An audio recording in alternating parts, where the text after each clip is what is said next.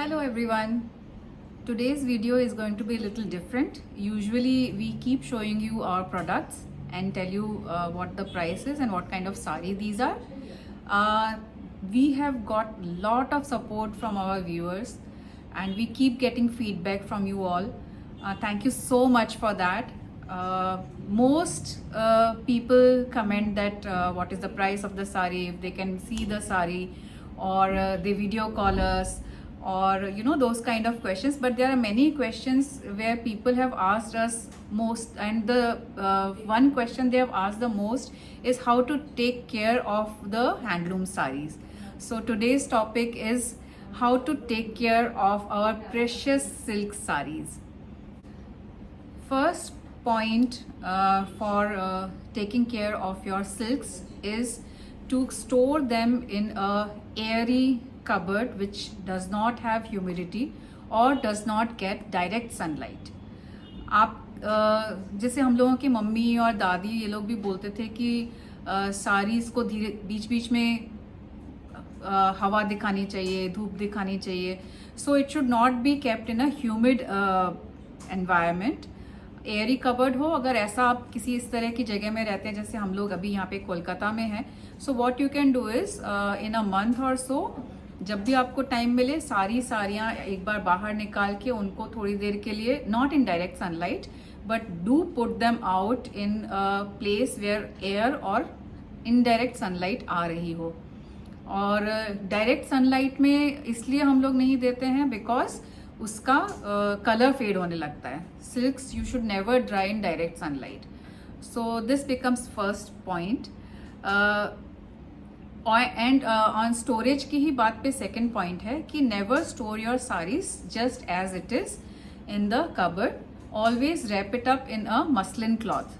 आपके पास muslin cloth नहीं है तो आप कॉटन के कपड़े में भी उसको रैप करके रख सकते हैं.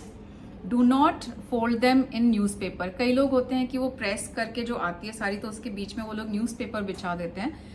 What happens is with the heat वो न्यूज़पेपर की इंक स्मज होके कपड़ों में लग सकती है एंड स्टेन लग सकता है.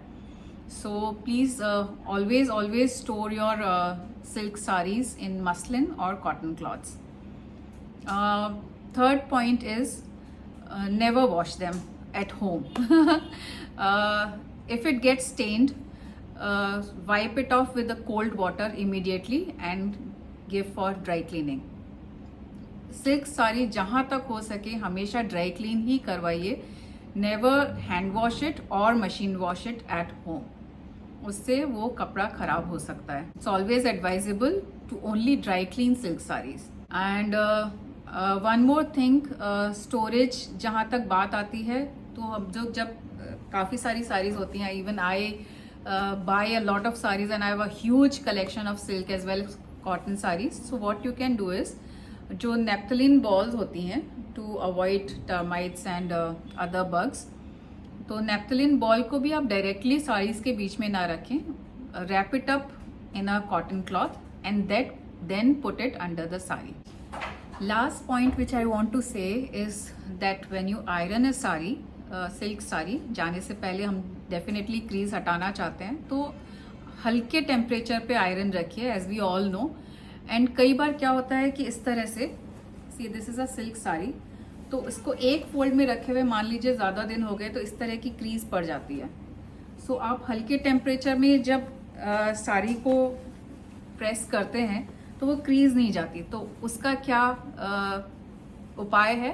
सो what you can do is put a cotton cloth on top of it. थोड़ा सा हीट बढ़ाइए एंड उसके ऊपर से आयरन कीजिए. So the crease will go away and the silk won't get damaged. So all these little points were there where I would like you all to follow so that your lovely handloom silk sarees can be worn for a long time. Silk sarees are such things which we can pass on to generations.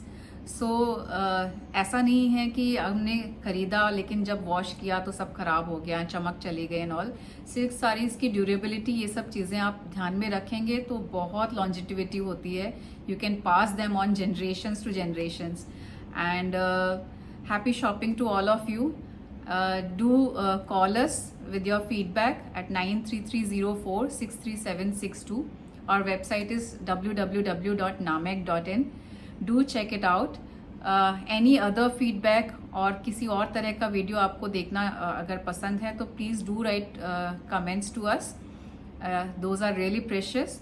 And thank you so much. Do like, share and subscribe to our channel.